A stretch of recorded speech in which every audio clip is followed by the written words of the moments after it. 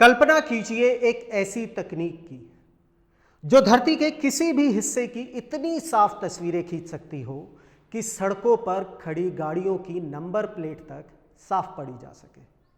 अब सोचिए यही तकनीक अगर गलत हाथों में चली जाए तो परिणाम कितना भयावह हो सकता है। नमस्कार, मैं हूं परवेश बामल और आप देख रहे हैं स्टोरीज ऑन स्पॉटलाइट। आज की हमारी कहानी सुरक्षा, तकनीक और आतंक के खतरनाक गठजोड़ को उजागर करती है। मैक्सार टेक्नोलॉजीज अमेरिका की एक प्रमुख कंपनी है जिसके उपग्रह धरती की अत्यंत साफ और हाई रेजोल्यूशन तस्वीरें उपलब्ध कराते हैं। सेना, खुफिया एजेंसियां और सरकारें इन तस्वीरों का उपयोग सीमाओं की निगरानी और संभावित खतरों की पहचान के लिए करती हैं। भारत सरकार और इसरो जैसे संगठन भी मैक्सार के प्रमुख ग्राहकों में शामिल हैं। इन तस्वीरों की कीमत भी काफी अधिक होती है। एक हाई रेजोल्यूशन तस्वीर की शुरुआती कीमत कई लाखों में होती है। जितनी स्पष्ट और अधिक विवरण वाली तस्वीर, उतना अधिक उसका मूल्य है। इन तस्वीरों में छोटे से छोटे विवरण को भी आसानी से देखा जा सकता है। ये थी अब तक की पृष्ठभूमि, लेकिन कहानी यहां से गंभीर हो जाती है। जून 2024 से कश्मीर के संवेदनशील इलाके पहलगाम की सैटेलाइट तस्वीरों की मांग में अचानक असाधारण वृद्धि देखी गई। फरवरी 2025 में सिर्फ 20 दिनों में 12 अलग अलग ऑर्डर आए, जो सामान्य मांग से दोगुना थे। 12 अप्रैल 2025 आतंकवादी हमले से महज 10 दिन पहले एक और तस्वीरों का ऑर्डर दिया गया। 22 अप्रैल 2025 को पहलगाम में हुए निर्मम आतंकवादी हमले में 26 निर्दोष लोगों ने अपनी जान गंवाई। क्या इन हाई रेजोल्यूशन तस्वीरों का इस हमले से कोई संबंध हो सकता है?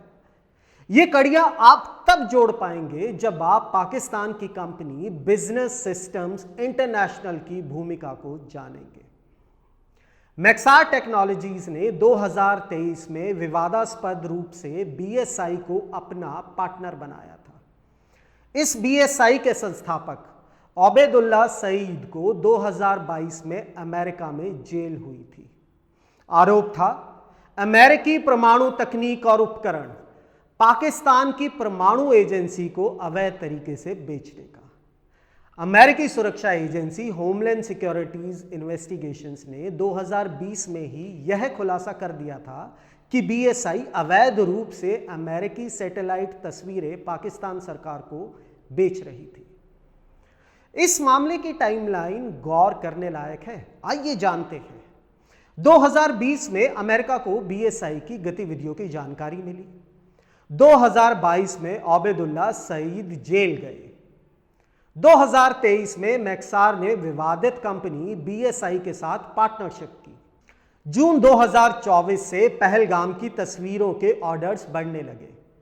फरवरी 2025 में मांग अचानक चरम पर पहुंच गई। 22 अप्रैल 2025 को पहलगाम में आतंकवादी हमला हुआ। क्या ये सारी घटनाएं केवल एक संयोग हैं या किसी सुनियोजित साजिश की ओर इशारा करती है?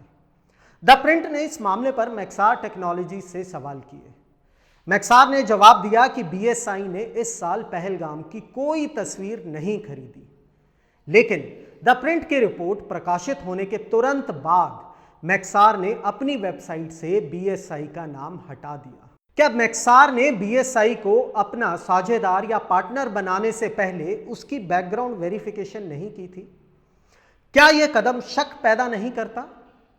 इस पूरी घटना से कई गंभीर सवाल उठते हैं। विदेशी कंपनियों पर निर्भरता हमारी राष्ट्रीय सुरक्षा के लिए कितना बड़ा खतरा हो सकती है? क्या भारत को इस तकनीकी निर्भरता को कम करके स्वदेशी तकनीक को और विकसित करने की आवश्यकता है? आपका इस मुद्दे पर क्या सोचना है? क्या सरकारों को सुरक्षा से जुड़े मामलों में और सावधानी बरतनी चाहिए? मैक्सार जैसी कंपनियां क्या अपनी जिम्मेदारी ठीक से निभा रही हैं? क्या इस प्रकार की संवेदनशील जानकारी पर अंतरराष्ट्रीय स्तर पर कड़े नियम होने चाहिए? अपने विचार कमेंट सेक्शन में जरूर साझा करिए। मैं परवेश बामल, आप देख रहे थे स्टोरीज ऑन स्पॉटलाइट। जय हिंद।